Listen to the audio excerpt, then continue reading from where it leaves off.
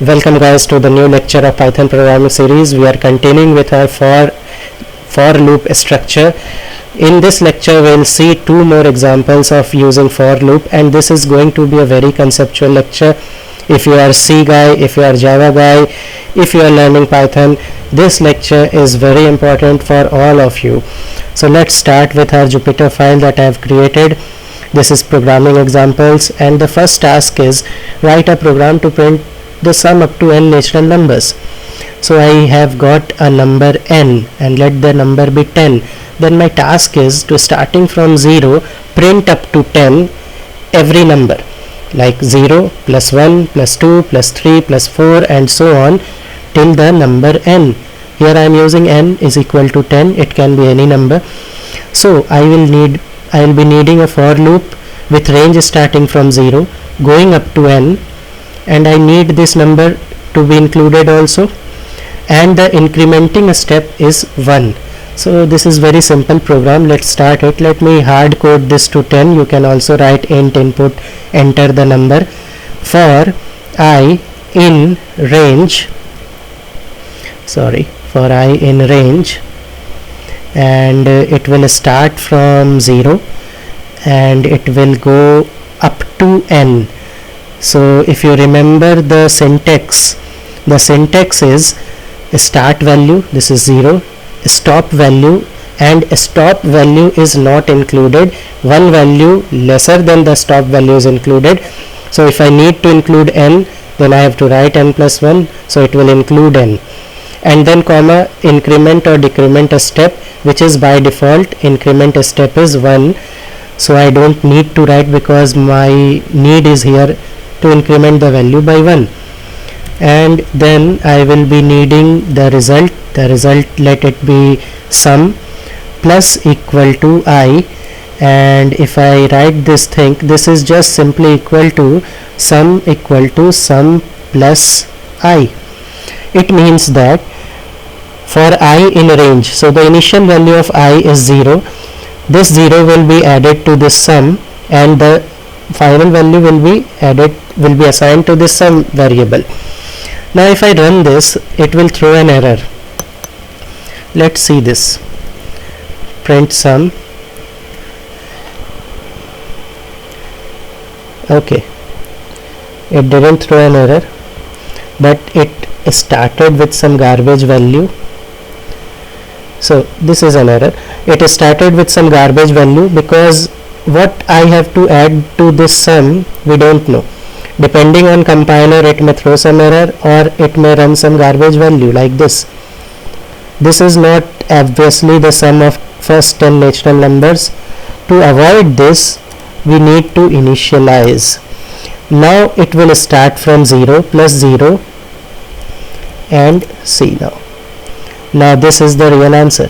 It started from 0, added to 0, assign this result to this sum and print the value. I then incremented by 1. The new value of I will be 1. 1 plus 0 is 1, so it is 1. Now the new value of I will be 2 and sum value will be 1. So 1 plus 2 is 3. Similarly, it will go up to 10. Now these all are intermediate steps, and it is showing up these intermediate steps because we have written this print statement within this for block. After executing this sum, it jumps to this print statement, print the intermediate result, and then jump back to the for loop. To only see the final answer, you simply print this statement outside the for block, and if you run this, so this will print the last value. It will keep executing, but it will not show the entire result, intermediate result. It will only show the final result. So this is the very simple program. Now moving on to my another task, I have to find the product up to n natural numbers. So let me copy paste this entire thing, and we will do the changes in this only. Okay, so let's copy and let me paste this. Okay, so I need multiply, I need product. It means that I need to multiply this thing, and So let's do the variable name changes also. I am taking f, a variable f, and I am change this sum to f, change this sum to f as well. Okay, and this plus sign to into sign. So this is comment. Okay, now if I run this, what happens? 0, because I am multiplying and my initial value is 0, so every time it will be 0 only. Anything multiplied with 0 is 0. So let me first remove all these zeros, because every time a 0 is encountered, single 0 will be encountered, whole result will become 0. Now let's run this. Okay, so this is 10. Let's check for this value 5. It can be anything. Let's check this for value 5. Now this is 120. So what is happening? I is 1, I is 1, f is 1, 1 into 1 is 1. Then it printed the result, and we can see the intermediate result also. It printed the 1. Then I got its value incremented to 2, and f is now 1. 2 into 1 is 2. Now f becomes 2, and I is incremented to 3. 2 into 3 is 6. Now I is incremented to 4, and new value of f is 6. 6 into 4 is 24. Now new value of f is 24. I is incremented to 5. 24 into 5 is 120. Now the next value of I, it will check and it will find that okay, now conclude. I can't include this new value. So the final answer will be 120. What we have seen this thing in schools. We are very familiar with this term. This is called the factorial program. This is what the factorial program is. Okay, let me change the name of this also to make it more familiar. This is factorial. And what we have studied about factorial, why this can be little bit confusing, because what we study about factorial, let's see that. We study generally factorial as this 5 factorial. If it is 5 factorial, then it starts with 5, then 4, then 3, then 2, and then 1. Okay, but here we are also writing the same thing, but in increasing order. 1 2 3 4 5. So if we follow the simple syntax of for, this will help. If we want to write this thing in decreasing order, then see what we have to do. It's very simple. We have to only change the ranges. And how to change the ranges? Let's see. Now I want to start with it n 5. I need this 5 at first place. Stopping value will be 1, so I will write 0. So it will not include 0. It will end up to 1. And then I need to decrement this thing. I need to decrement this thing. 5 into 4 into 3 into 2 into 1, and see, the answer is 120. So this is pretty simple.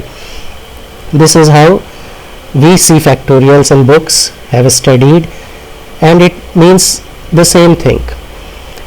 Now there is a question at times, you don't want to print this answer vertically, you want to print the answer horizontally. So what we can do is, see here, after 1 there is indefinite space, after 2 there is indefinite space, 6 indefinite space, 24 indefinite space, 120 indefinite space. So after printing this f, that is 1 or 2 or 3, I want to end this space with single space. So this is the syntax, end equal to, in single quotes or double quotes or triple quotes, you have to write a single space. Now see, so this will be the answer. It's very simple. So as per your requirement, whether you want to print it vertically or print it horizontally, you can write this end statement. Now comes the logic part or conceptual part, why this program is pretty much so interested. Let's compare this same program for C language. Let me check this for a value of 10. or we have changed check 10. Let's check for 20. Okay, shift enter. Okay, so this is 20, and let me remove this intermediate space, intermediate results. We only need to see the final result. Let's see this. Okay, so 243290200. Okay, now I have got this online C compiler. It is programmers.com. You can use many, there are many available C compilers on net. You can use anything.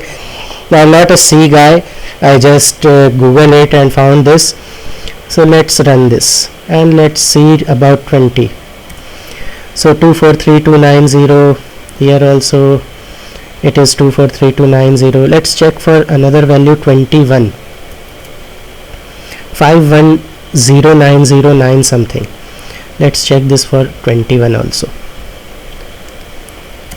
Now here comes the interesting part. The answer is completely changed. This is 141 and here it is something 510. Okay, and if you see the syntax obviously C has different syntax. See the logic. Fact is equal to 1, so it is 1. Here also if you see the basic range for loop, I started from 1. There also I is including n and ending up to n. Okay, incrementing by 1, and fact into equal to I, fact equal to fact into I. So logic wise it is same.